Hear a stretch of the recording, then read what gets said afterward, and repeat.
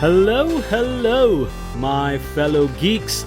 Welcome to episode number 40 of the Indian AvGeek. My name is Vishal Mehra, and what a special show we have today.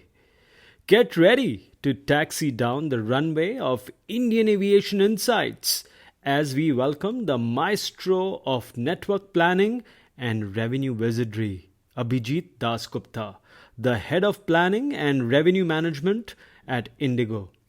With over 2 decades of experience soaring through the skies of airline strategy, from pioneering Jet Airways' international expansion to steering IndiGo's route and revenue planning, Abhijit brings a cockpit full of stories, sharp analysis, and a knack for turning complex airline economics into smooth flying lessons. Buckle up as we dive into the art and science of connecting India and beyond, or as they say, India by Indigo. Welcome to the Indian AvGeek, Abhijit. Hi, Vishal. Pleasure to be here. What got you interested in aviation, Abhijit? And how did network planning happen to be your choice within that? I joined aviation straight out of business school. So I was recruited out of business school. I knew nothing about the business. I joined an airline called Jet Airways in 2002, and I was very fortunate to be at sort of the right time at the right place when it comes to just the my professional learning. When I joined, of course, as a management trainee, you go through, several induction procedures to familiarize yourself with the business. But my first sort of firm posting was with the CEO's office, and my first project with the CEO's office was to develop the you know the to develop the body of research and literature to present a convincing argument to the government of India to allow private airlines to fly international. This is 2002. This is, yeah. So by then it was 2000, late three, early four, Okay. uh, and that at that point in time only the government-owned carriers were allowed to fly international. And we did a lot of work with the regulators that resulted in policy changes that allowed private airlines to first fly to SARC and then expand to the rest of the world. That kind of snowballed into my next project responsibility, which was uh, to coordinate the internal preparations to start flying international. And that went from all the way to all the regulatory compliance requirements. It gave me exposure into structure of bilateral agreements and traffic rights. It of course entailed a part of economic analysis, route research, etc. And also involved at a later stage, it also started involved the synchronization of induction of new fleet types, etc., etc. Jet was a small airline at that point in time. I think we were 35 odd aircraft. So as is the case with many small airlines that are growing, um, the organization was also adapting to the expansion, new types of products, new types of domains, etc. So it was around 2006, 2007 that Jet actually created a custom-made network planning group. Earlier, it was part of a larger sort of commercial entity, and it just was natural progression for me to move to that network planning group. And over a period of time, I first started with international planning. I'm very proud to have been the first employee at Jet that was dedicated to international. And over a period of time, of course, that role expanded to absorb domestic network planning, schedule management, and schedule design. Over a period of time, of course, I also absorbed the partnerships portfolio. and and have seen a lot of ups and downs over the last 2 decades. In 2019, I had my next stroke of good fortune by joining IndiGo. When I joined IndiGo, I kind of took the same portfolio, which was planning, analysis, schedule management, and strategic aeropolitical and partnerships.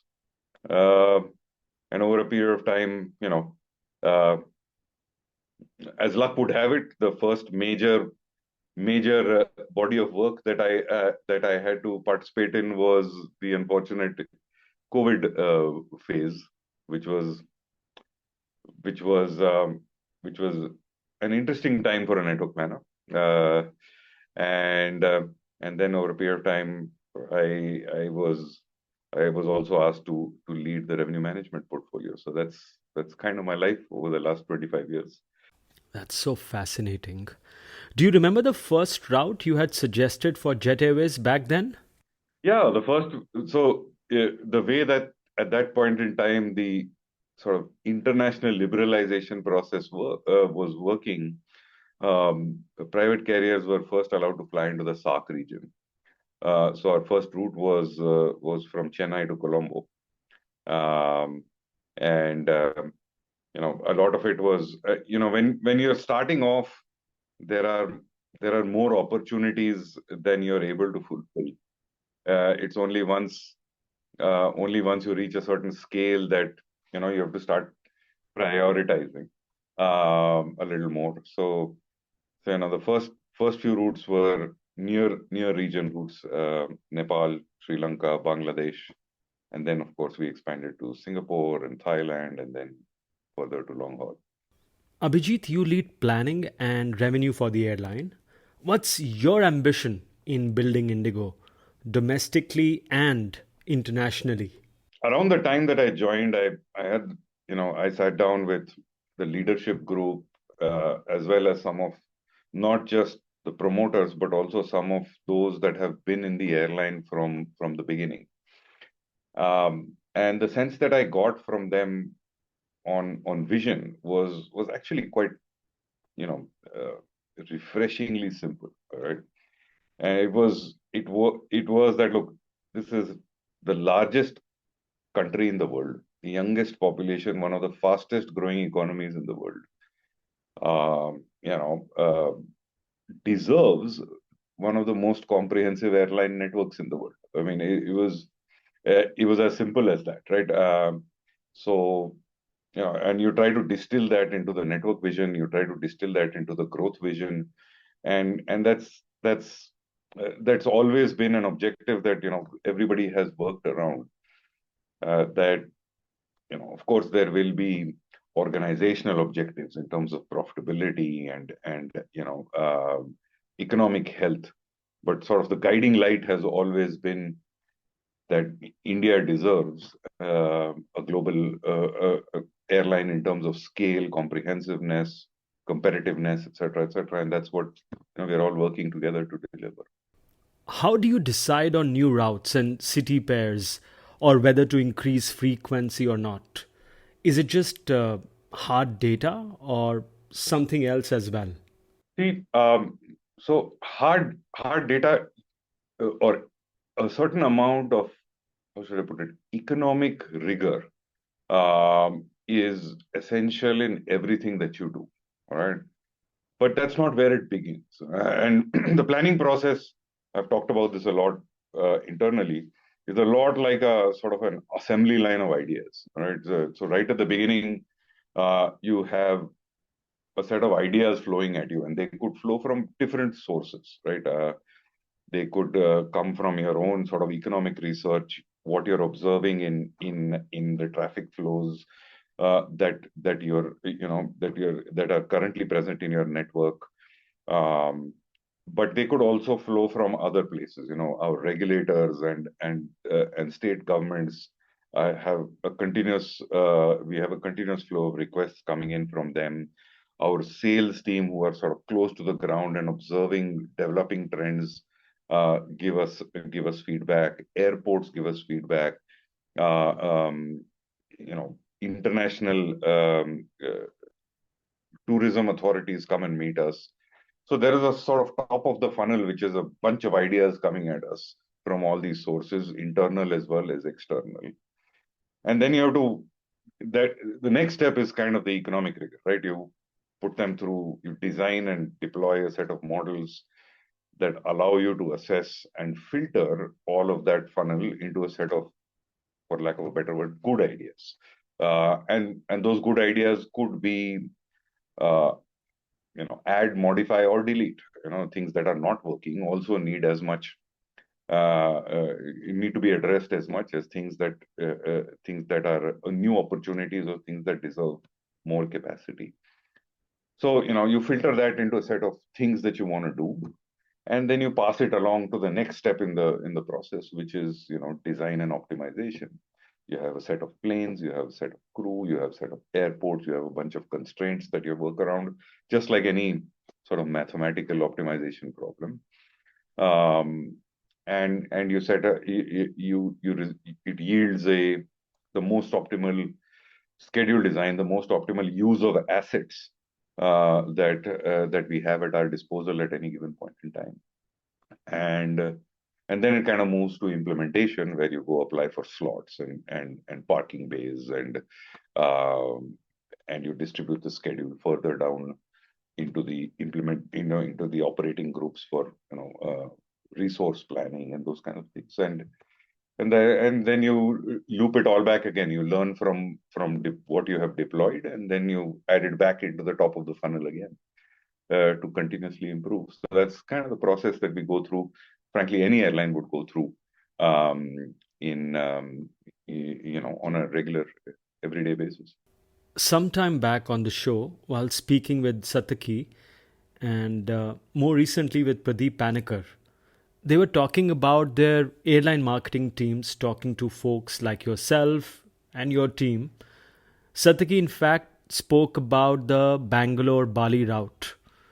Very interesting example of a long, narrow body route.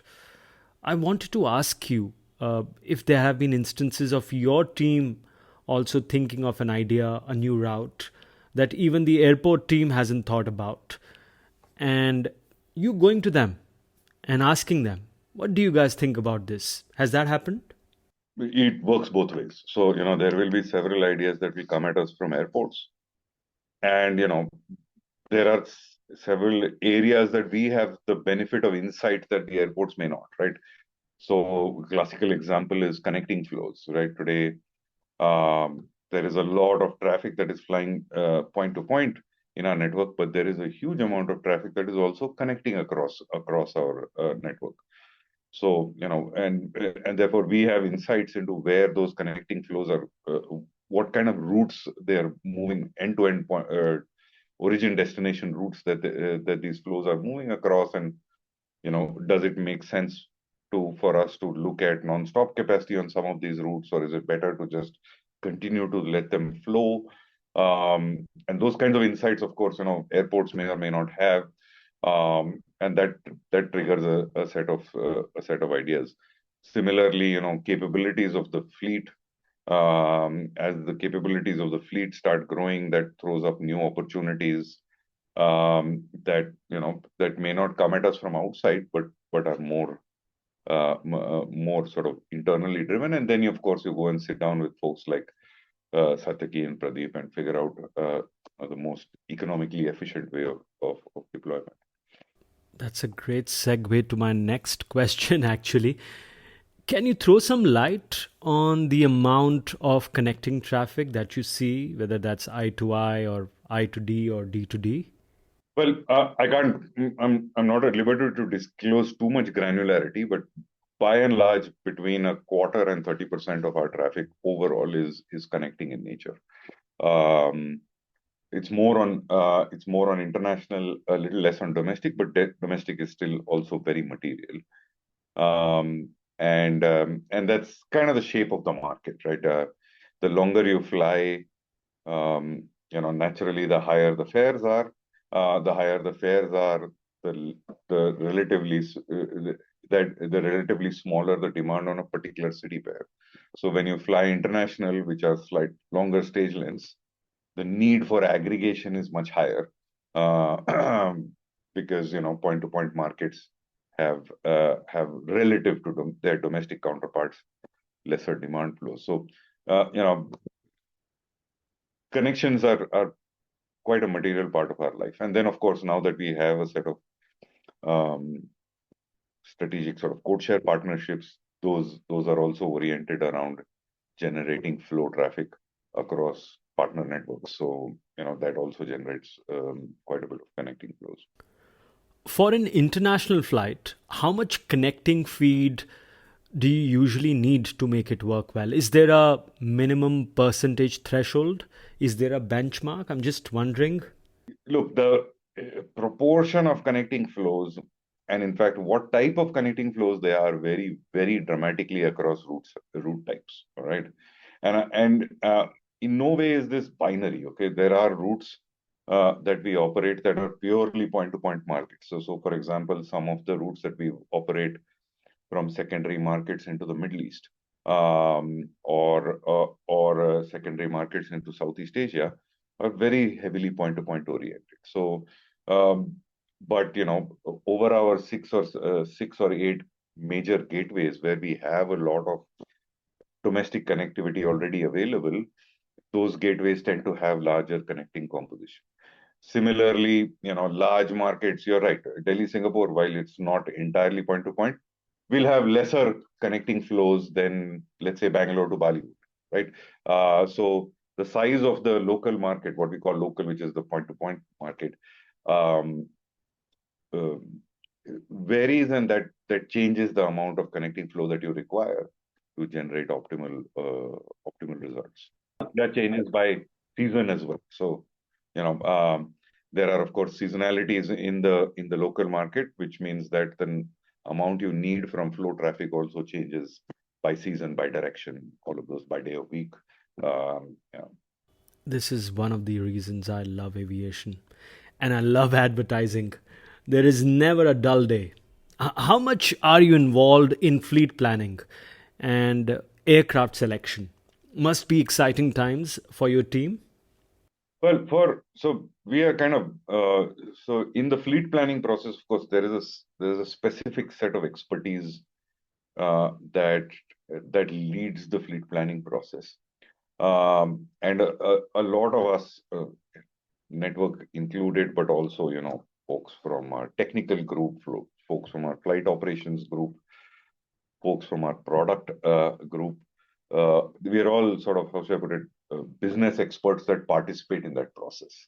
So, economic evaluation is something that we will do jointly, and network, of course, contributes a lot.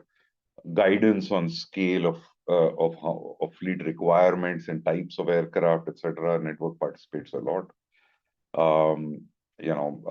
Selection of subtypes and subfleets, and how to get the most efficiency in terms of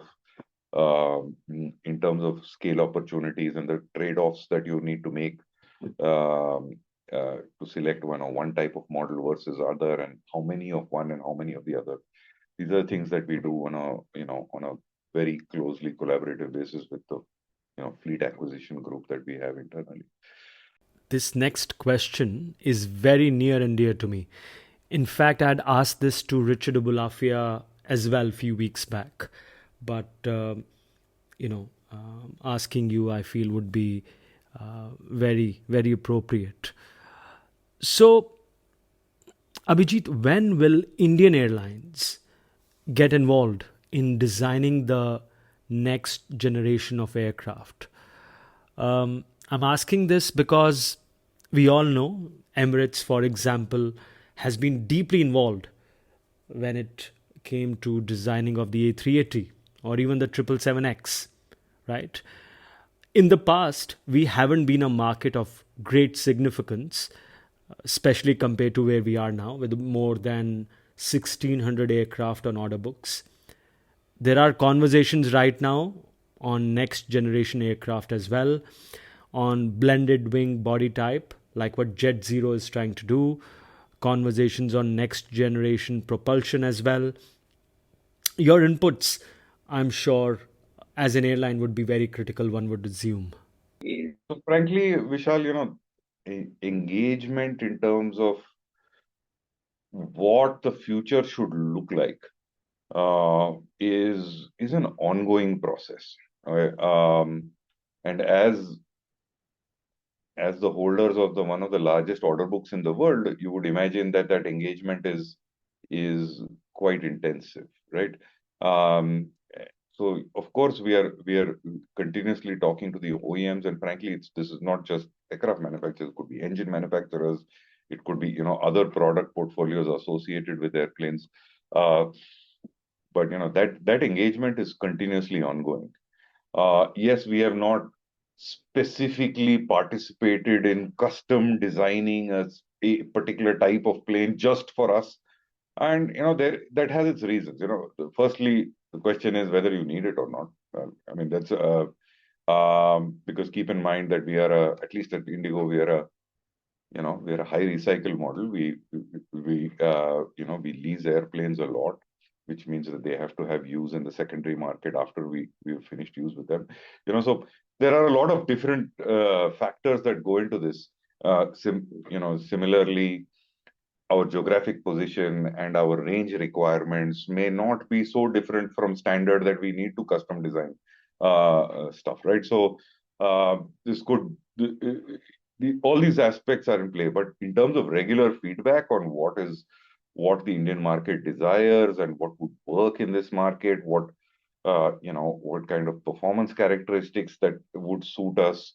We have difficult conditions in which we operate in terms of heat, in terms of dust, etc., etc. All of those things are just a continuous engagement. And Indigo in specific, but India in general, has a very large fleet pipeline on order. But not only that, is likely to be one of the fastest and largest growth. I mean, not just fastest in terms of rate, but also in terms of the number of passengers that are getting added every day. One of the biggest, aviation focal points for at least a decade to come, right? At the very least.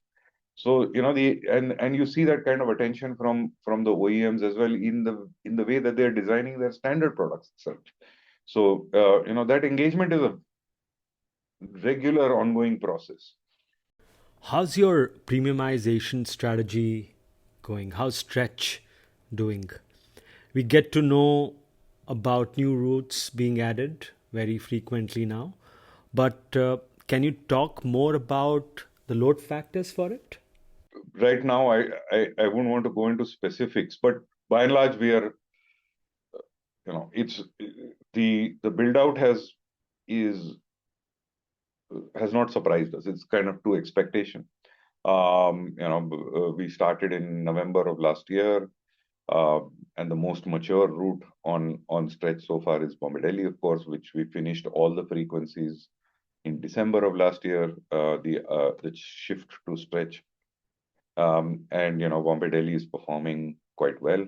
And similarly, all the other routes that we have added since then are in their own phase of maturity, so to speak. It's a new product. It's a new positioning for Indigo. It's a different customer proposition from what is out there. And we, by and large, if you look at sort of social media feedback and general customer feedback that we are getting, it's overwhelmingly positive. So it's so far nothing that worries us on Stretch. I was talking to Daniel Bersher from Jewar Noida Airport a few weeks back, and he was obviously very excited by the possible lead role of Indigo at the airport. What are your plans as far as Jewar is concerned, as far as Navi Mumbai is concerned, and what purpose will these airports, Abhijit, will serve in your overall network? So let's take a step back. So let's look at this from a catchment perspective. All right, these two city catchments have been constrained for a long period of time. All right. Of course, Mumbai more for a much longer period of time than Delhi, but they have been constrained. And therefore, we think that there is a lot of potential available to unlock with additional capacity. Add on top of that, and that's the what I call the local market, which is the demand that is originating either in or out of the city catchment. Add on top of that a second layer, which is that these catchments themselves have the ability to geographically expand. So, let's take Jewar, for example. Jewar's geographic position versus the current airport's geographic position also increases the surface catchment potentially to parts of Western UP that are now getting increasingly connected with very good surface capabilities. So, that kind of expands the catchment a little more. Similarly, in Mumbai, Navi Mumbai, with all the struggles that people have to come in and out of the main part of the city, Navi Mumbai allows us to expand that catchment a little further out. So that's the second part of the story. The third part of the story, of course, is that the current airports are very important nodal points in our connecting story. Whether it is international or whether it is domestic, there is a lot of connecting purely by function of the amount of access that has been built from multiple parts of the world into these airports. There is a lot of flow traffic that moves across these airports, right? So as we increase airport capacity in the catchment, it allows us to grow both types of traffic rather than having to choose between them. And that typically that's what constraints cause, right? You end up choosing more than growing. So fundamentally, I think that is the kind of positioning that we are looking at. We are, as Daniel mentioned, we are very excited about the Jewar opportunity. We have a lot of plans. We think we have the ability to place a lot of growth in both Delhi airports and similarly in both Mumbai airports. And over a period of time, of course, we'll design around which airport becomes more flow heavy, what type of flows will connect over which airport, and therefore what kind of how we split the local catchments in the most effective manner across the two geographic opportunities. But by and large, if you look at it as a sort of consolidated, just as one step further back, I think that overall the introduction of these airports comes at the most opportune time because we're trying to not only unlocks a lot of latent growth from the local catchment, but also enables the next step in our sort of network build and hub development over a period of time. Hub development is very interesting to me.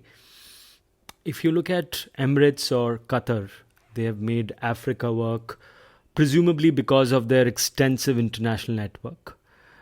Can India ever do so without such an extensive international network for one of our airlines?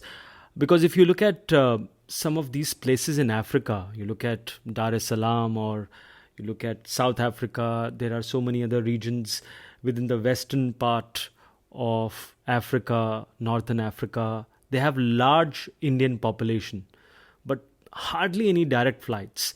What would it take to make them profitable routes? Look, over a period of time, I don't see why not.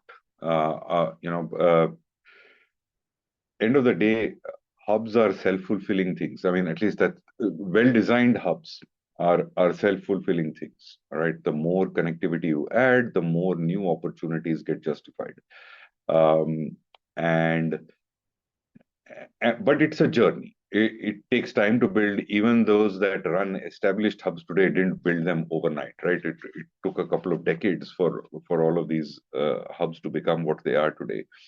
So I think it's a journey. But from a home market perspective, from a international connecting perspective, from a geographic location perspective, I don't see any reason why we are not well positioned to develop that kind of access over the years to come, and from a fleet availability perspective. So I think that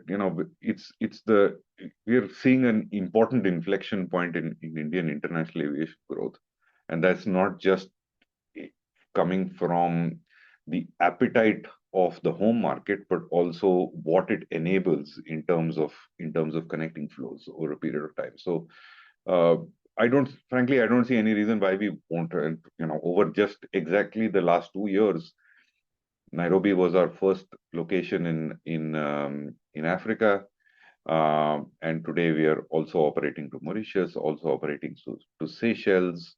So over a period of time now, with our XLRs arriving next year, that gives us the range to start looking at other opportunities in Africa, and also other opportunities from other parts of India, which today are kind of a little range challenged. Let's put it like that. So I don't think that there is any reason why we won't. And frankly, this holds for any part of the world. This is not just Africa. This holds for any region in any direction from India. I don't see any reason why we won't be expanding into these markets. I'm not going to ask you about possible places for the XLR. Peter has dropped enough and more hints around Athens, around Seoul, Tokyo, some points like Nairobi, not served by all your hubs like Delhi. But what I want to ask you about is Europe. Why do Indian carriers not lease more Heathrow slots? And if it doesn't make sense, why don't they deploy that capacity to Gatwick? Is Heathrow too expensive? Does Gatwick suffer from lack of connecting traffic? All of those aspects play a role, frankly. A long haul market is not a cheap one to operate. When you're flying for 9 hours using an entire plane just for one route, it's not a cheap one to operate. So of course, the economics of it all plays a role. The demand supply, how you see the demand supply equation playing out plays a role. And to create that demand, what kind of connectivity is available at both ends plays a role. So I don't think that there is. I think Heathrow still has a lot of, or London. Let's put it like this: London has a lot of opportunity. UK has a lot of opportunity. It is the largest long haul market from India. So and there is still a lot of that traffic that is connecting over other midpoints, which kind of demonstrates that there is appetite for more non-stop capacity. Again, from a geographic standpoint, India sits in a very nice place to also connect other types of traffic from the UK. So I think that over a period of time, there is still more growth to be had, but not at all costs, right? So it has to be an economically efficient solution, and I'm sure there will be some more economically efficient solutions. But these are all the aspects that play a role. Which cities worldwide are very hard to get slots for? For instance, we know Narita is hard, we know Amsterdam is hard, although you'll be flying there very, very soon. Heathrow is hard. Anywhere else? Well, Mumbai and Delhi are examples. Um, but look, all major airports have challenges, and it is just a challenge that not just us, but all airlines is just a part of our process to deal with those challenges. Indeed, Heathrow is the most talked about slot constrained airport, but there are a lot of European airports that are going through not just have constraints, but are going through increasing level of constraints because of geopolitical issues, Yeah. etc. Amsterdam, That for example. Yeah. correct. And even in other parts of the world, um, a lot of big airports are constrained and may not be throughout the day, may have those that tightness may be in certain times of day, but if it doesn't fit your schedule requirements, then they are still genuine constraints, right? Um, so uh, so I think that is just a part of life, frankly, and that's the excitement. That's the exciting part of schedule design, right? It's not just about finding the right opportunities, but finding them in a most efficiency optimal manner, um, uh, while you're working with this whole universe of constraints. So yeah, uh, it's nothing new. Dealing with airport constraints is nothing new to us. We'll always find ways around it. Have ACMI leasing costs increased so substantially that getting more opportunities to get more aircraft is unviable? What about the narrow body leasing market? Could India get more planes, or has the market gotten too expensive for it to be viable? We have been fortunate enough to find some very good solutions through ACMI. All right. Um, not only not only do we have the Turkish project with our partners, we also have some planes leased from Qatar.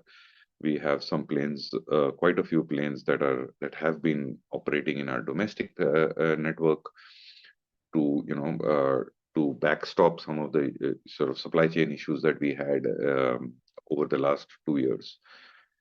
So we've always managed to find the right solutions. Are ACMIs more expensive than your own solutions? Most of the time, slightly, yes. Um, but it's all in context of what the revenue opportunity is, right? So, and what kind of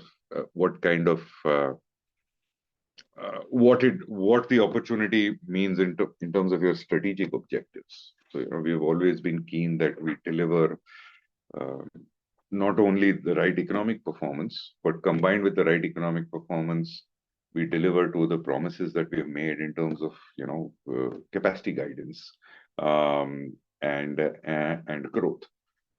So these solutions have worked for us because they've allowed us to meet all those goals, and frankly, without sacrificing economic performance, right?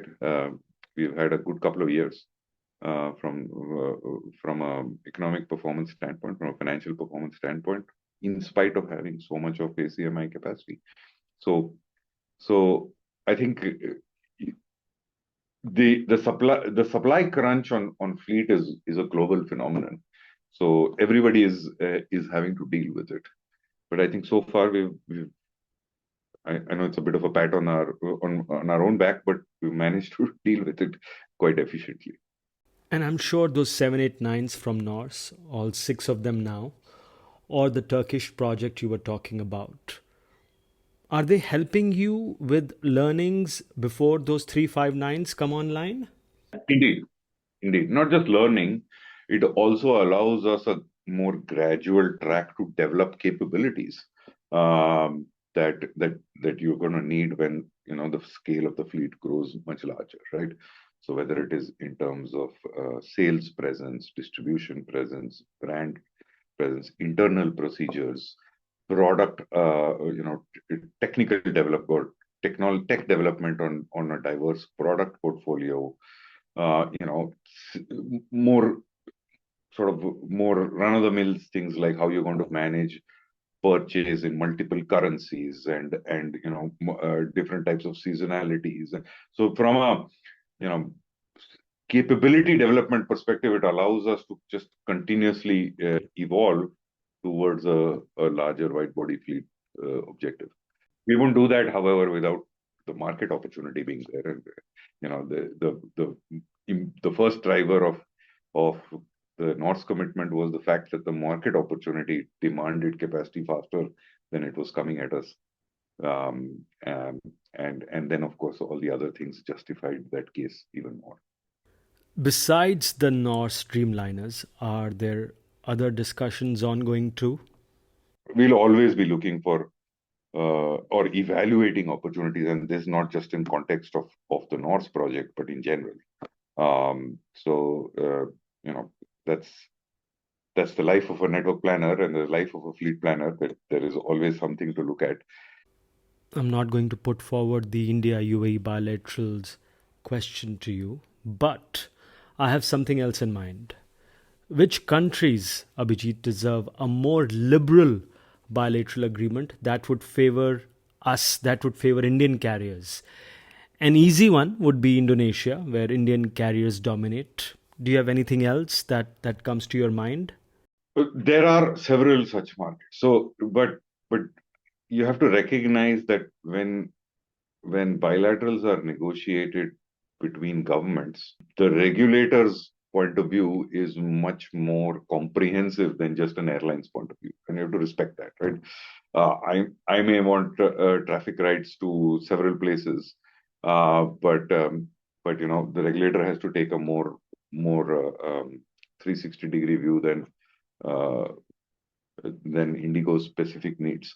Uh, so of course, this is always a collaborative process. We are talking to our governments all the time, and there is progress. Indonesia has expanded recently. Vietnam has expanded recently. Thailand has expanded recently, and all of that has come out of this regular engagement that we have with our regulators. Um, I think that anything that and over a period of time,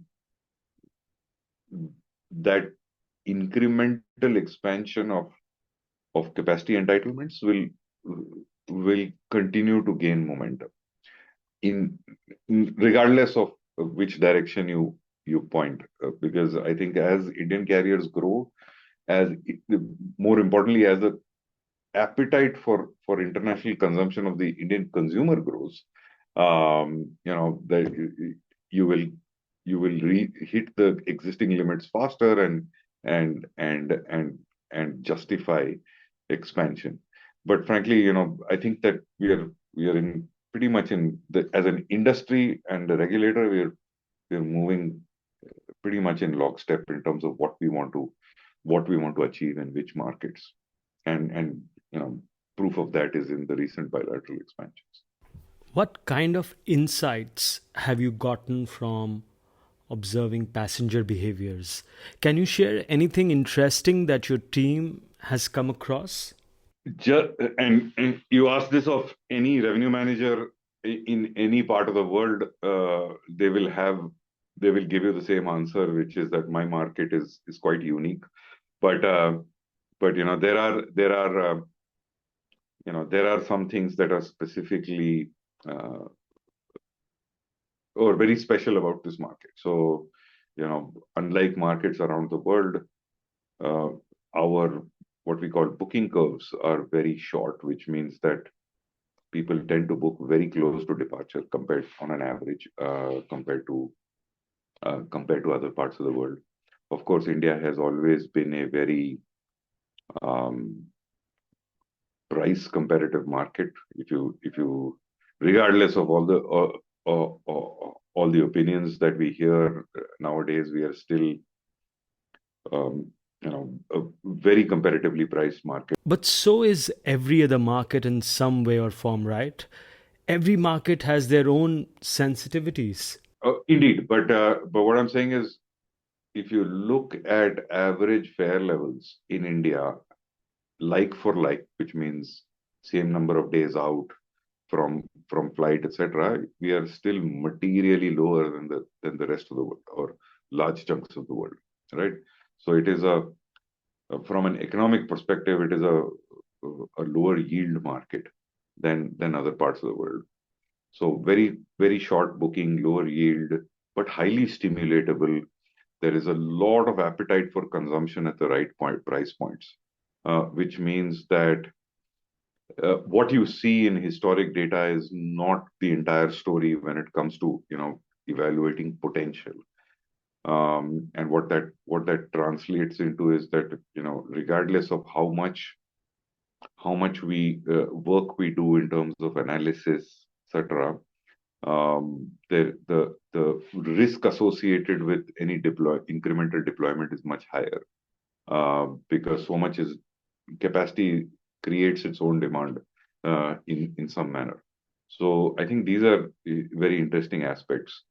The other piece is, which has been a very pleasant surprise for us, but certainly all participants in this marketplace, is after COVID, the kind of appetite that the Indian consumer has shown for near haul international flying.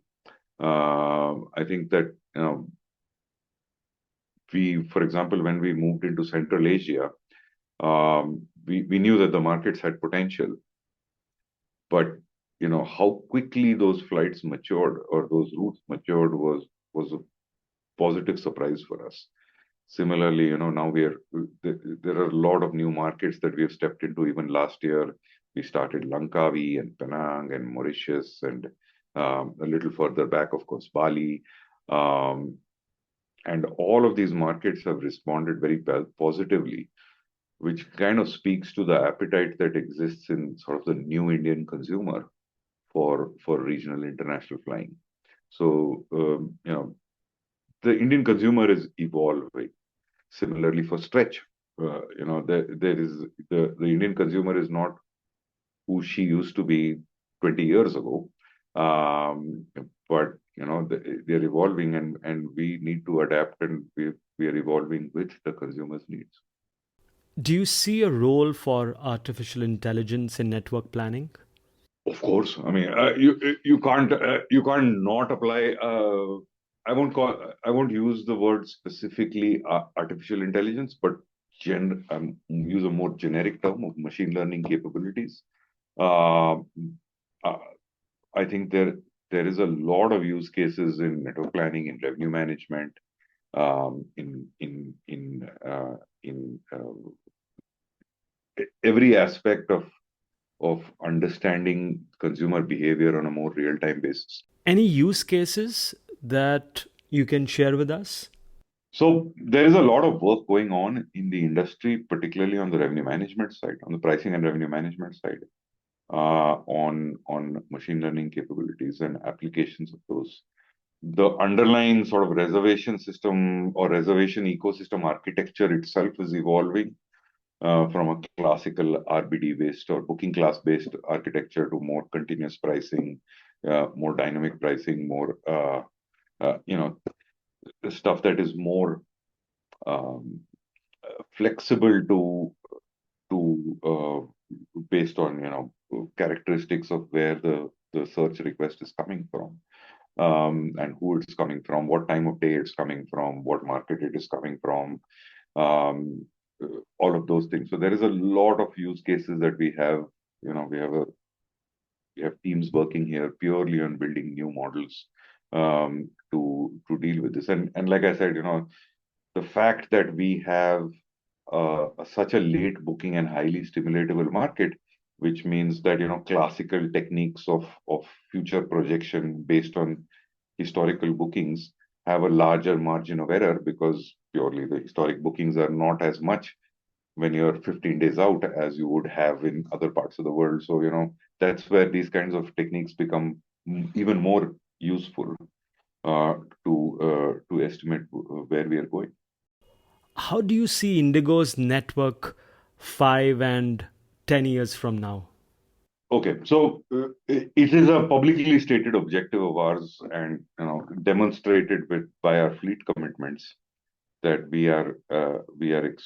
our vision is to be double our current size by the end of the decade, and that means in terms of passengers carried, scale, fleet capacity, and that also means all the internal capabilities that go with that, right? So from a network perspective, that's extremely exciting for us, of course.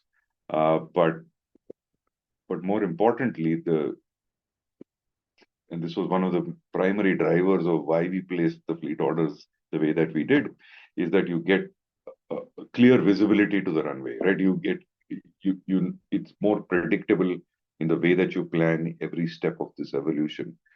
So I think that IndiGo, and Peter has talked about this a lot. IndiGo has been, it's not now starting for the last, I want to say 5 years, has been going through the process of moving from a large domestic carrier to becoming a truly material global entity.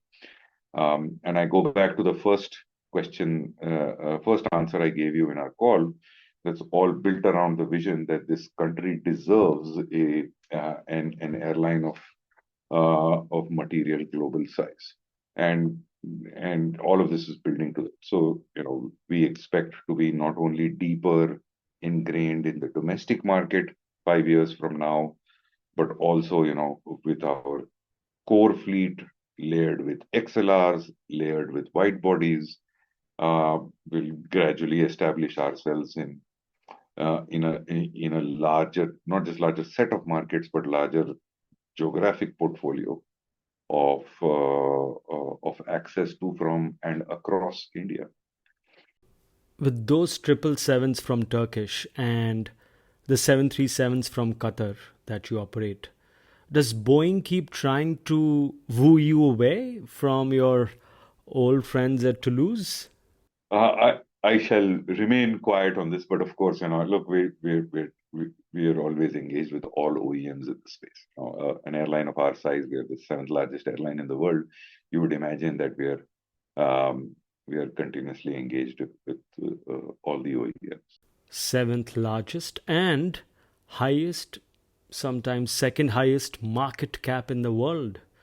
Something for all Indians to be proud of, and compliments to you, to your team, for playing your roles in that. We have talked about how IndiGo will keep expanding, of course, from 430 odd aircraft now to 850, 900 by the end of decade. I hope you get enough parking spaces for it. But as the airline expands, so will your team. Like with most functions within aviation facing a talent crunch now and definite concerns for the future, how are you planning to address the talent gap in your function and remaining well equipped for IndiGo of tomorrow? Well, frankly, you can't be a market leader without leading in the talent space, right? So I'm very proud of the group of people that we have. We are a small group for an airline of our size, but we have to continuously invest in developing that talent, right? So and we have got programs in place, whether it is in terms of exposure, whether it is more in terms of formal training, that allow us to keep the pipeline supplied from the bottom upwards. But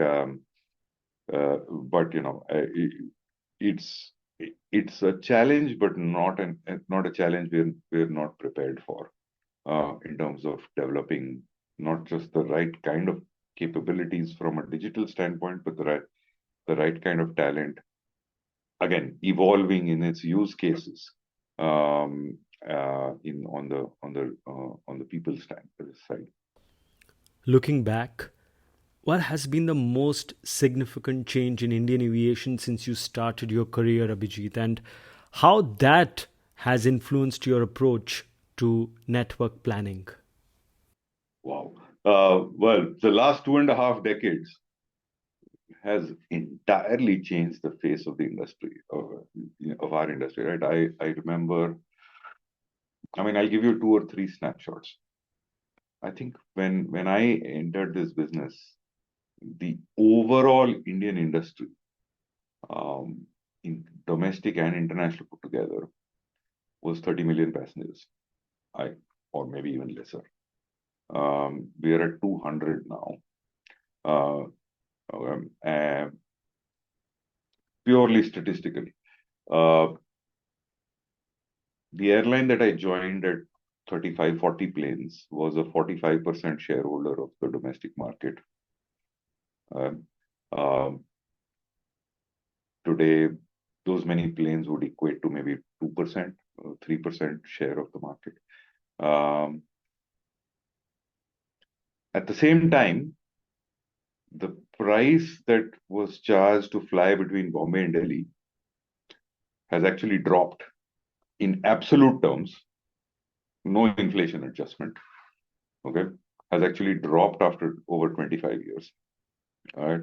And that speaks to the amount of efficiency and evolution that has happened on the operational side in this business. In spite of all cost metrics going up, all right, the fares have actually dropped. Most fulfilling part of this journey has been the fact that today my household staff is taking flights home than taking other modes of transport. All right. So just the omnipresence and the ubiquity of availability and the way that aviation has been seen in the customer's mind has evolved from an ultra luxury positioning to something that is more accessible to everyone.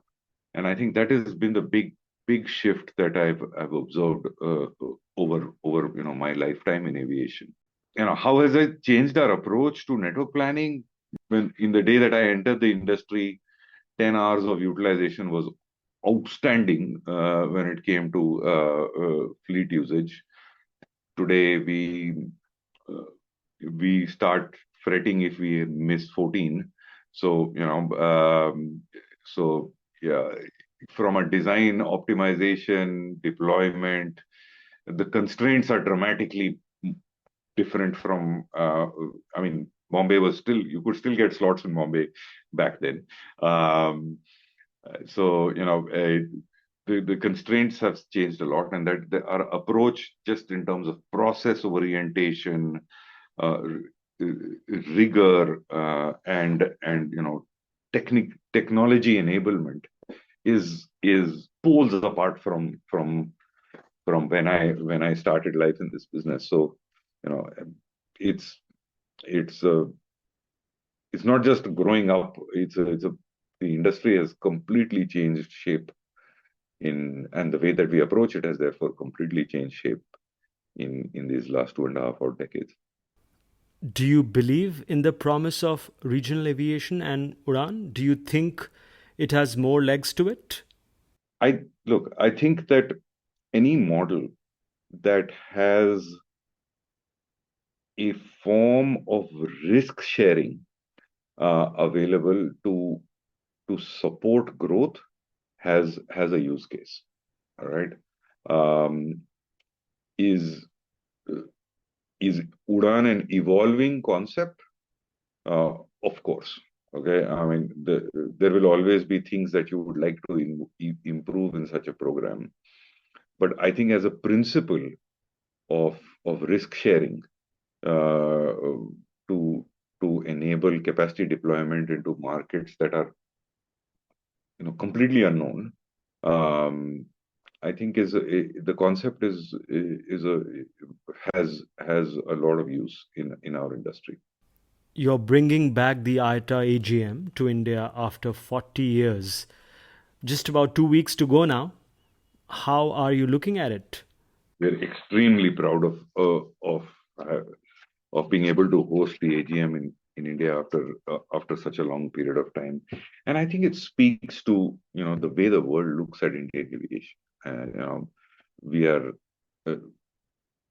whether it is in context of our fleet orders, whether it's in context of the industry's international expansion and place in the world.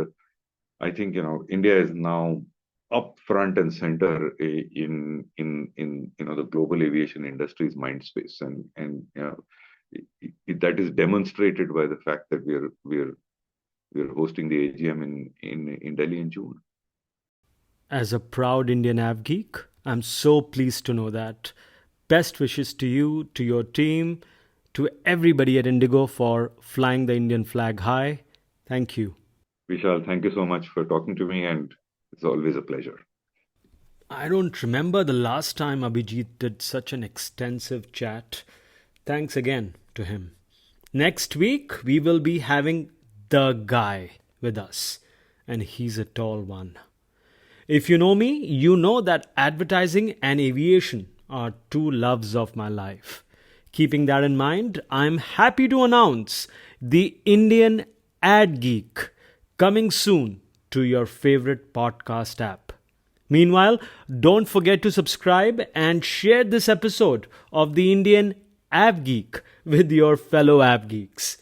I'm Vishal Mehra on X. With that, keep your tray tables up, your seatbelts fastened. I wish you well and happy flying, my friends.